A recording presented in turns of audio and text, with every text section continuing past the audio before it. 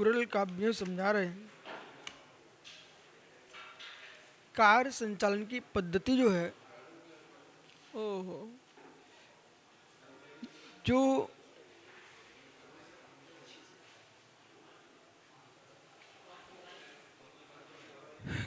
कार्य संचालन की पद्धति का बोध नहीं है वो व्यक्ति अपने हर कार्य में विफल होगा। व्यक्ति को चाहिए तुम कार्य कितना कर रहे हो ये महत्वपूर्ण नहीं है, आप कार्य कैसे कर रहे हो ये महत्वपूर्ण है। एक सज्जन आए सुब्रत सागरी, बहुत सारा मीठा बना के लाए और सबको मीठा दे रहे, पर उनका मीठा गोबर जैसा था। बनाया तो इतना इतना, लेकिन तुमने बनाया कितना ये महत्वपूर्ण नहीं है, कितना बनाने के साथ साथ कैसा बनाया है ये महत्वपूर्ण है। बालूशाही बनाया, बालूशाही एक सज्जन ने बालूशाही बनाया, उनका चेहरा देखने लायक। तो व्यक्ति को चाहिए तुम कितना काम करते हो, बहुत सारा, ये आपको कहना पड़ रहा मैं इतना काम करता हूं, उन्हें ही कहना पड़ता मैं इतना काम करता हूं जो सुंदर करना नहीं जानते। जो सुंदर करना नहीं जानते उन्हें कहना पड़ता मैंने इतना सारा काम कर लिया। जो सुंदर करना जानते हैं उन्हें कहना नहीं पड़ता मैं इतना करना मैंने काम किया, लोग कहते हैं इन्होंने कितना अच्छा काम किया। इसलिए अपने मुख से कहना पड़े कि मैंने इतने अच्छे अच्छे काम किए हैं ये महत्वपूर्ण नहीं है, दूसरे के मुख अपने आप बाचाल हो जाए तुम्हारे प्रशंसा के लिए वो महत्वपूर्ण है। इसलिए परिश्रम कितना लगेगा, फल कितना होगा और उससे लाभ क्या मिलेगा ये पहले विचार करना चाहिए, फिर काम प्रारंभ करना चाहिए। पुणे आचार्य महाराज कह रहे हैं कार्य सिद्धिर सौमार्ग विपन्निसितः यद्रहस्यविदं प्राप्यं तद्रहस्यं समर्जयेत्।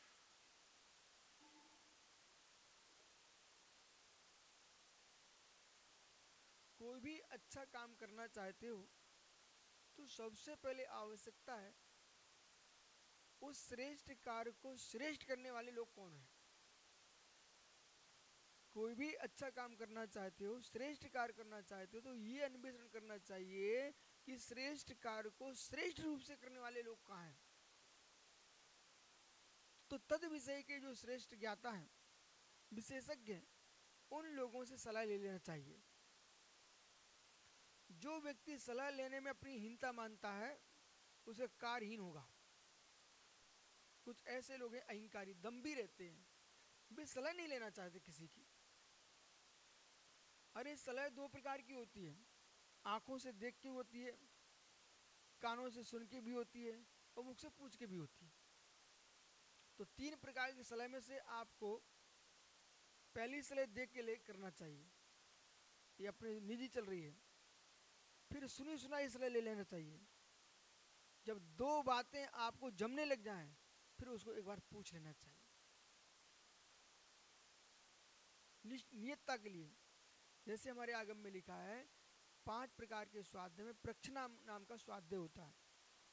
हम जिस बात को जानते हो तो हम जानते ही हैं, लेकिन फिर भी हम पूछ रहे हैं अपने गुरु से अपने विषय की नियतता के लिए कि जो हमने जाना है वो निश्चित सही है, व्यवस्थित है, वास्तविक है, यथार्थ है।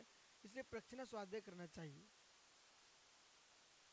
शंका के समाधान के लिए, वो अपने ज्ञान की दृढ़ता के लिए।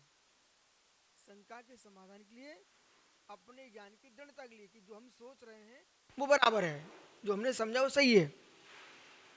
इसलिए यहां पर कह रहे हैं 7वें श्लोक में समझा रहे हैं कुरल काव्य में 68वें परिच्छेद में कि कार्य सिद्धे असौ मार्गो विद्युत भी परिनिष्ठा।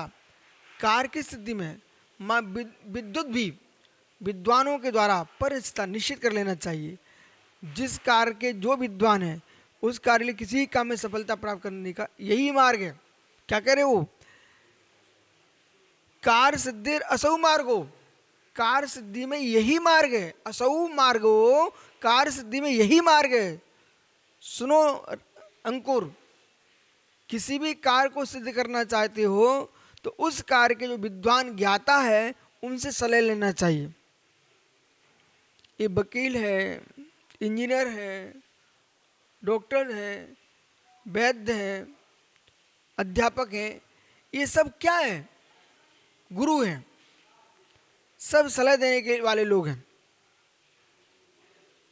इनकी सलाह ले लेना चाहिए।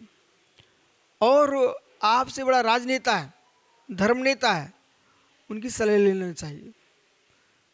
जो वर्तमान में कार्यरत नहीं है पर कार्य कर चुके हैं, ऐसे लोगों से भी सलाह लेना चाहिए।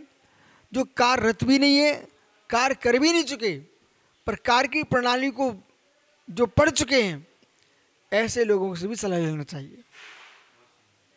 जो कार्य कर भी नहीं रहे, कार्य किया भी नहीं है, लेकिन तज्जन्य कार्य की उन्होंने पढ़ाई की, अध्ययन किया है, विशेषज्ञ हैं, जानने वाले हैं। तो बहुत सारे लोग जो प्रोफेसर हैं, वो विषय पढ़ाते हैं, उन्होंने कोई कभी किया ही नहीं है, न करने के लिए उनके पास समय है। बोले क्यों? क्योंकि वो तो प्रोफेसर हैं, उनका काम पढ़ाना ही है। तो ऐसे जो पढ़ाने वाले लोग हैं, वो कार्य करने से ध्यान दीजिए। जो संतानों जन्म देता है तो थक जाती माँ, वो एक दो के बाद उसकी हालत खराब हो जाती है। जिसने जन्म तो नहीं दिया लेकिन पढ़ाई की, नर्स है, वो रूप लावण्य से भरी हुई है, मेहनत कर रही है बिल्कुल स्फूर्ति के साथ, कितनी सारी प्रसूति करा चुकी है। अब आपका तुझे क्या मालूम? अरे भाई, उसके जन्म नहीं दिया पर जन्म कराने का ज्ञान तो उसको है। ऐसे ही भले विद्वान त्यागी नहीं है, लेकिन विद्वानों ने मोक्ष मार्ग की व्याख्या यदि पढ़ी है, उस विद्वान से सलाह लेने में कोई पाप नहीं पड़ जाएगा। आप उससे भी सलाह ले सकते हो। कभी कभी सामान्य आदमी की सलाह भी बहुत कार्यकारी होती है। अधिक तनाव में व्यक्ति होता ना अरविंद भैया, उसको कुछ समझ में नहीं आता, अति उत्साह, अति तनाव में कुछ समझ में नहीं आता आदमी को। तो उस काल में जिसके पास ना उत्साह है, ना तज्जन्य, ना तनाव है, ऐसे व्यक्ति का दिमाग विशाल होता है, उससे सलाह लेना चाहिए। आप समझो मैं क्या बोल रहा हूं? सुनिए, एक क्षत्रिय है, एक ब्राह्मण है कोई, ठीक है? दोनों के बीच में तनाव हो जाए तो फिर उन दोनों को कुछ भी समझ में नहीं आता। तत्तजन लोग जो भी मिलेंगे वे एक दूसरे को खींचतानी करेंगे। और उसमें न क्षत्रिय हो न ब्राह्मण हो, कोई भिन्नी हो, कोई उस आदमी के पास लाओगे तो वो आपको विस्तार से विवेक पूर्वक समझाएगा, तो दोनों के तनाव को ठीक कर सकता है। समझ में आ रहा है कुछ मैं क्या समझा रहा हूं? जो व्यक्ति किसी पक्ष में लिप्त होगा उसे बहुत सारा सत्य समझ में नहीं आता। जो व्यक्ति किसी पक्ष में लिप्त होगा उसे बहुत सारा विषय समझ में नहीं आता। जो पक्ष से शून्य होगा उसे बहुत सारा विषय समझ में आता है, इधर का भी आता है, इधर का भी आता है। वही मध्यस्थता करा सकता है। इसलिए लोग भारत की ओर देखते हैं, वही मध्यस्थता करा सकता है। न रूस, न यूक्रेन, न अमेरिका, न चीन, न पाकिस्तान, भारत। क्योंकि इन लोगों के लक्ष्य अलग हैं और सबको लक्ष्य दिखाई दे रहे हैं। जियो जीने का सूत्र यहीं पर भारत में है। इसलिए जैन का जो मस्तिष्क है वो शांत मस्तिष्क है।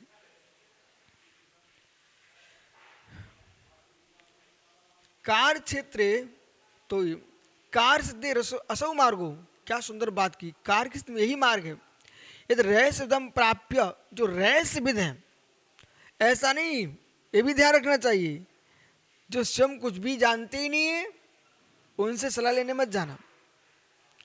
तज्जन्य, जिस विषय की हम सलाह लेते हैं रहस्यजन्य, रहस्यमिदं प्राप्यम तद रहस्यम समर्चित। उस मनुष्य, उस दक्ष है, उससे काम का रहस्य मालूम कर लेना चाहिए। जो दक्ष है, जो कुशल है, उस विद्या में पारंगत है, उसी से सलाह लेना। जो उस समय जानते ही नहीं है तो उनसे सलाह नहीं लेना। दूसरी बात, अरविंद भैया, आपकी अपनी योग्यता है, कोई अयोग्य पुरुष है, उस कार से परास्त हो चुका है, उस आदमी से सलाह लेने आप जाओगे, वो आपको नीचे ही गिराएगा। भैया वहाँ नहीं जा सकते, आप वहाँ समझा करो, वो आपके हाथ का बस का काम नहीं है। तो ऐसे लोगों की सलाह लेने से तुम नीचे गिर जाओगे। दूसरी बात, कभी कभी सलाहकार सम्यक सलाह दे रहे हैं, उनको लग रहा है कि ये व्यक्ति इसमें सफल नहीं हो पाएगा, और आपको लगता है कि मैं सफल हो जाऊंगा, तो फिर हमें अपनी मानना चाहिए, फिर सलाहकार को गौण कर देना चाहिए। ऐसा क्यों? इसलिए नारायण प्रतिनारायण का युद्ध होता है। प्रतिनारायण के पास सेना बहुत होती है, उस समय नारायण के पास उतनी सेना नहीं होती है।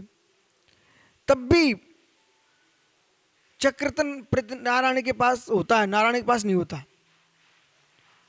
लेकिन नारायण को समझ में आता है कि मेरा पुण्य भी प्रचंड चल रहा है, वो विजय मेरी होगी, तो प्रतिनारायण से युद्ध करने खड़ा हो जाता है। प्रतिनारायण का चक्र जो होता है वो नारायण के हाथ में आ जाता है अपने आप।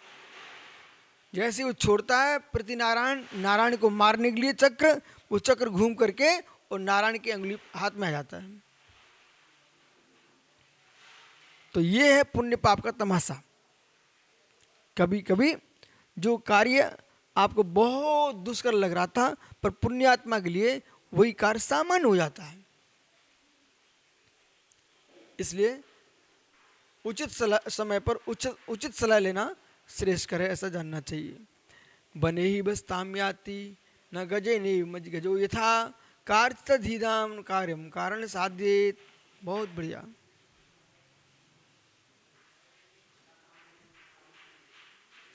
कितनी सुंदर बात कह रहे हैं।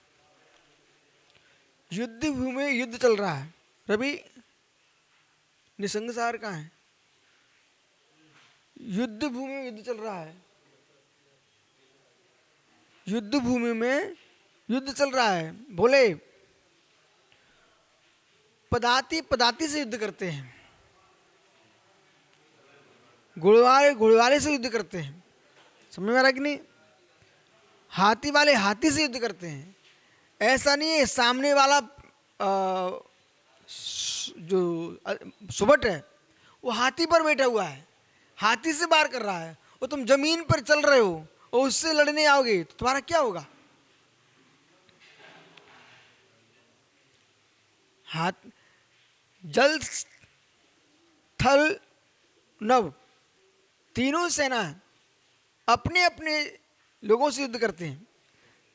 जल वाले से युद्ध करेंगे, थल वाले थल सेना से करेंगे, नव वाले नव से ही करेंगे। तो वो यहां पर समझा रहे हैं कि जैसे कि बने बस्ताम याति गजे गजे हुए था, वन में निवास करने वाले जो हाथी है, वो एक हाथी दूसरे हाथी को ही फंसाता है। हाथी जो है ना, सूअर को नहीं फंसाएगा। वन में घूम रहे हाथी तो अपनी सूंड से किसको पकड़ेंगे? हाथी हाथी को ही फंसाता है। तो बने बस्ताम यति गजेने गजो था, गज गज को ही पकड़ता है, सामान्य अन्य किसी को नहीं पकड़ता। उसी प्रकार से क्या रहस्य बोल रहे हैं? कार्य सधीमान कार्यम कारण साध्येत, हाथी हाथी को ही फंसाता है। ऐसे ज्ञानी जीव एक काम को दूसरे काम का साधन बना लेना चाहिए। हाथी हाथी को फंसा लेता है, ऐसे एक कार से दूसरा कार अपना कर लेना चाहिए। और एक कार करना नहीं जानते तो दूसरा कार भी नहीं कर पाएंगे आप।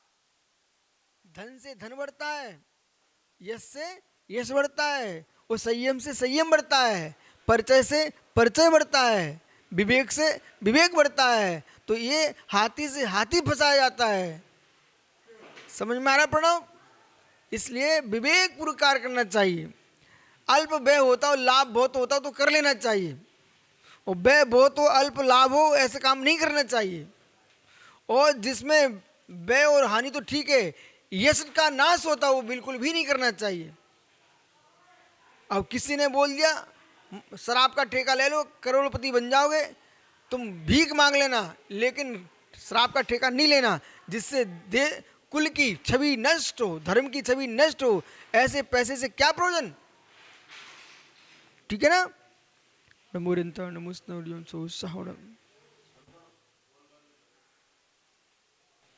सलाह सम्यक देने वाला होना चाहिए।